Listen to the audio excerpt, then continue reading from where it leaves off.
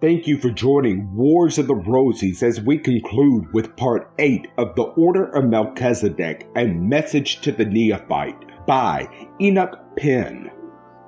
God the Father and God the Son, Chapter 7. There is, perhaps, no thing so hard to define to the ordinary mind as an idea of God. The word God, however, in the abstract means simply an intelligence, that is the supreme power in his sphere or realm of action.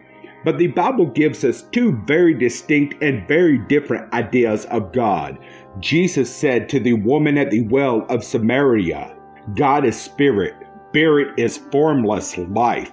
But a spirit is a local or individual intelligence that has, to the normal sense of sight, no form. God came down on Mount Sinai to manifest himself to Israel. And while there was thunderings and lightnings and devouring fire, with tempest and thick darkness, yet, as Moses afterward reminded the people, ye saw no similitude.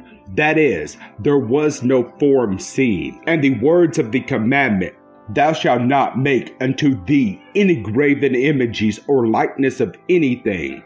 That is to say, that is like God in form. Show that there was a careful effort to give the people the idea that their God is formless spirit, formless life. The other idea, being God, is in the form of a man. The formless spirit was called by the name Yahweh, and as Mr. Butler frequently explained, the name refers to the will, the supreme power of the universe, and it is expressed by the words, I will be what I will be. We can see that these words express the most absolute and complete self-control, self-mastery, and he who seeks to attain to the fullness of the order of Melchisedek must learn to take that name so that he may have the needed strength to overcome the world and be a master of everything in nature. In the account of creation, we read, and Yahweh Elohim said, let there be, and it was so. Repeatedly, the creative word went forth from Yahweh Elohim, and each word caused an added step of advancement in the process of creation. While the name Yahweh, as we said, designates the formless will, the power of the universe, yet the word Elohim is a Hebrew word in the plural, meaning gods, and rendered into English the meaning of the term Yahweh Elohim may be expressed, Yahweh the gods.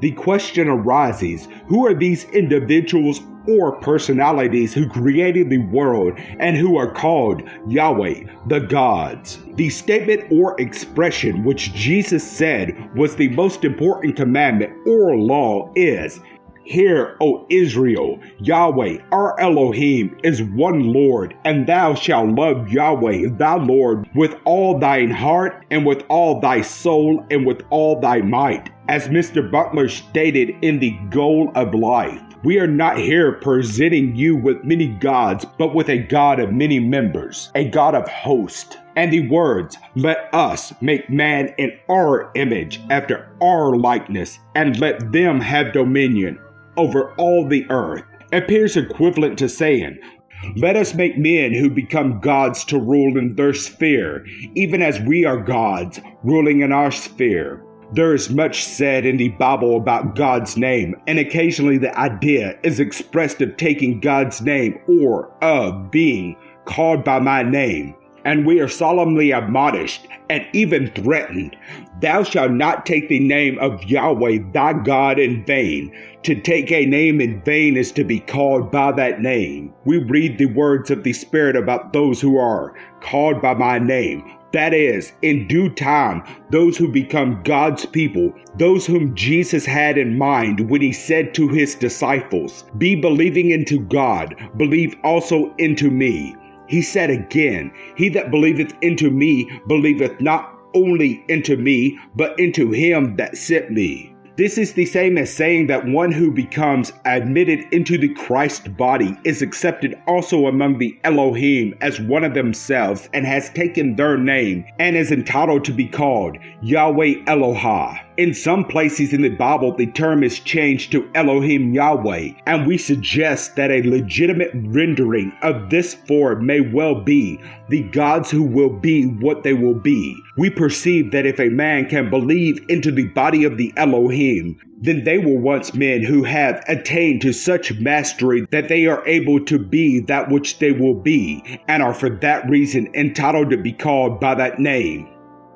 If a man so developed his will that he can and does so fully control himself that he can be that which he wills to be, he has to that extent taken that name. And if he does not use the power he has so gained in the furtherance of the Creator's purpose in creation, if he does not, so to speak, fall in line with the powers that be in the heavens and work with them, then he acts independently as a freelance. And in the use of his powers, he can be only a magic worker out of harmony with the dominion, fundamental urge in all nature. The prophet cried, "Rebellion is as the sin of witchcraft." In other words, magic workers who seek the accomplishment of their own purposes and who do not make it their business to seek the accomplishing of the divine purpose in the earth, insofar as they have taken that name, have taken it in vain. As the prophet said, "Their light shall be put out in obscure darkness."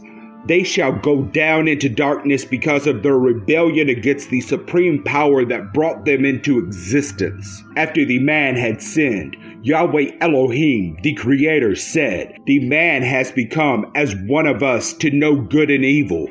And this statement appears to be equivalent to saying, as the man is now learning good and evil by doing good and evil, so we, in the eons past, learned good and evil. In other words, as a man is now rising from manhood to godhood by the many experiences in life, so they rose from manhood and womanhood to godhood. They once were men and women who reached that state of attainment where they gained the right to be called Yahweh Elohim. As said Yahweh, "I will say to the north, give up, and to the south, keep not back.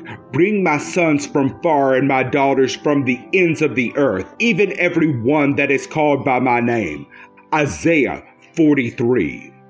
Jesus said that he came forth from God, and apparently the statement, "I came forth from the Father," was equivalent to saying, "I came forth from among the Elohim," as much as to say, "I am one of the Elohim and they sent me here to earth to do a certain work."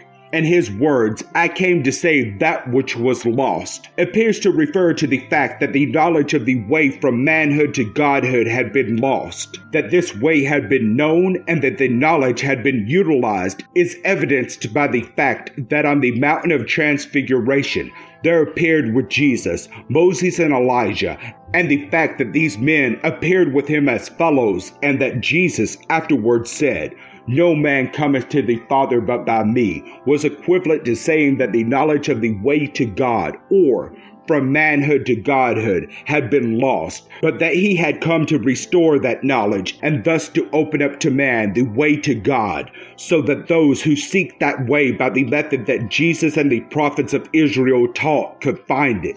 In other words, Jesus made it possible for man to become a son of God and thus to attain to eternal life. When a man adopts a son, he gives him his name, and thereafter the adopted son is called by that name. Paul said, "The whole creation groaneth and travaileth together in pain until now, waiting for the adoption." Romans 23:5. And that we might receive the adoption of sons of God.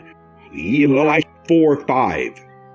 The statement that Jesus, as captain of our salvation, would bring many sons of God to glory shows that his mission was to open up the way whereby man could rise to the attainment of divine sonship as a preparation for eternal life and godhood. The words of the psalmist, "What is a man that thou art mindful of him? Thou hast made him for a while lower than the Elohim."